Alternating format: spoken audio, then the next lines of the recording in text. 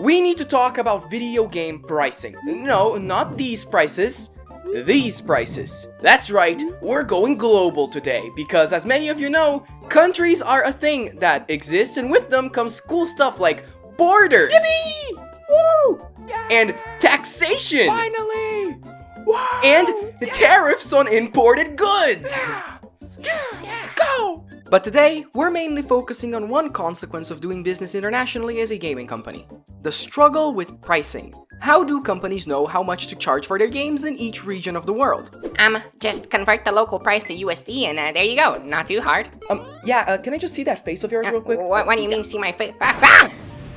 Nintendo, just as I thought. You can't just do that. Things are more complicated than that, you know?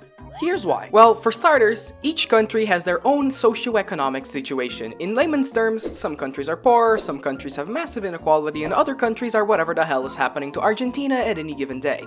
Point is, we don't need to know specifically what's going on in each country, as well as their economical situation at all moments, because that's not our job. That's your job.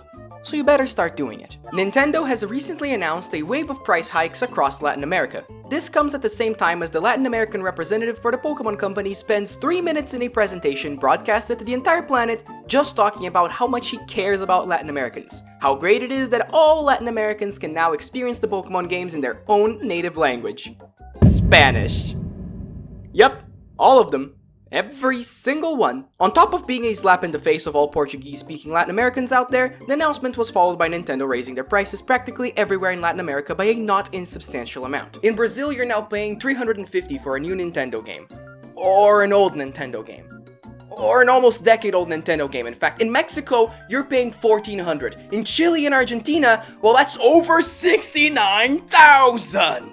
But I understand that if you're American or European, these values might mean very little to you, and that's okay. You're not obligated to know what each currency around the world is worth. Just know that these values, they all add up to $60. So, all is well then. Wrong! Of course not! They're massively raising their prices! How can they raise the price but the price is still $60? I don't understand! Look up Nintendo inflation to learn more. Money loses value over time. Nintendo ties their entire international pricing scheme to the United States dollar, so if your country's currency happens to lose value faster than the US's, practically everywhere else in the world, your prices will go up. And they will go up fast. Using Brazil's situation as an example, because that's where I spawned in, when the Nintendo Switch released in 2017, the price for a AAA Nintendo game on the eShop was 250 Brazilian reais, $60. By 2020, that price had risen to $299, $60. And now, the price is raised once more to $350. $60. While Americans kept paying the same price for their games all generation, Brazilians had to pay over 30% more. Now that's the part where you ask if our wages went up over 30%, and that's the part where I cry. A similar situation is happening everywhere in the global south and most of Asia. But RZB, you shout from the rooftops, it's not Nintendo's fault, these countries are broke, they need to make the same money, why would they charge you less? Because, my friend, that is pretty much what everyone else is already doing. They are setting themselves up to be annihilated by the competition. They're going to make less money this way because people that once would have been able to pay for their products now can't, opting instead for pirating all your software, which is justifiable when you start charging $400 for a game in a country whose minimum wage is $1,500. Here's a recent release, for example. Monster Hunter Wilds. A good game. A great game, actually, if you don't mind playing it at a cinematic frame rate at anything under an RTX 5090. Yeah, I'm gonna want DLSS on balanced mode and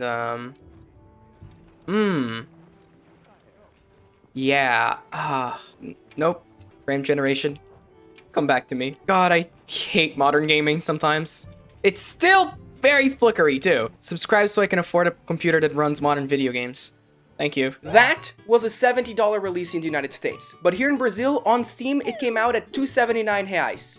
That's about $47. Nintendo is charging $3.99 for their $70 game, and I presume every Switch 2 game going forwards. Congratulations, you're ruining any chance you had at competing in this market. Good for you. So how is Steam able to do it, and why doesn't Nintendo do the same? With regional pricing comes some complications. How will you stop people from other countries from logging into the eShop of a cheaper country and purchasing their games there? Region locking is the answer. I know that word may send shivers down your spine. If you were around for any Nintendo console prior to the Switch, you'll know how much of a pain in the butt region locked consoles are. But it's just that. region-locked consoles. Now, I'm not saying we should bring those back, no, God no, but region-locked digital storefronts, however, now I'm starting to see some advantages. Steam already works like this. If I'm here in Brazil and I want to give out $47 Monster Hunter Wild as a gift to one of my American friends, I can't do it. Steam won't let me. That starts solving some big issues. You can't tell me a company like Nintendo couldn't figure out this system. They region-locked their entire hardware in the past. They can handle the upkeep of a couple dozen storefronts for every country where they're officially acting in. They just don't want to. In their heads, a Nintendo game is worth $60, soon to be $70. And it doesn't matter where in the world you are paying that price. But they're paying the price as well. For my entire existence, Nintendo's been third place in my country. Even during the Wii days, even during the Switch era, for a company whose entire value proposition relies on providing the most accessible experience, being cheaper than the competition, charging nearly double the price for your games is just shooting yourself in the foot. I say this as someone who's in a privileged position. I can pay. It's getting a lot harder too. I'm not gonna pretend like I can afford so many Switch 2 games priced at $400. I'm actually not so sure anymore. But typically, I could pay, but most here can't. I speak as a lifelong Nintendo fan, and I believe I'm also speaking for the Latin American community and the wider world gaming community when I say, Nintendo. It does not matter if you create a Twitter account for a country. It doesn't matter if you translate your games to their native languages. It doesn't matter if you send over your representatives to their local game shows. Nothing of that will matter if you remain utterly incompetent at competing with your direct rivals in these locations. In Japan, the United States, Western Europe, your whole thing is being the accessible option. Great software paired with accessible hardware that most families can afford. And as long as that message doesn't ring true for all the countries you're trying to break into, you'll fail.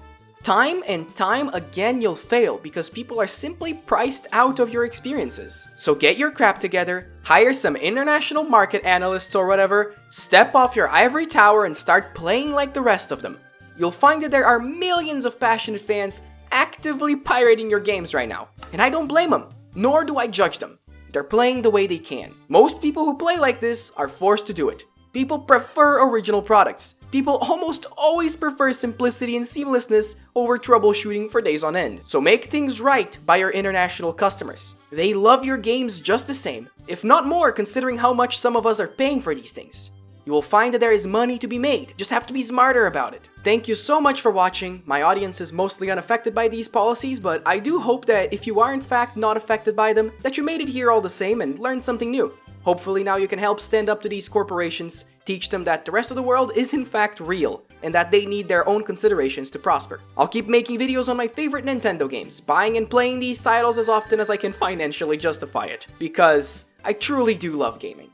Thanks again for watching, subscribe and like and leave a comment with your thoughts, it helps more than you can imagine.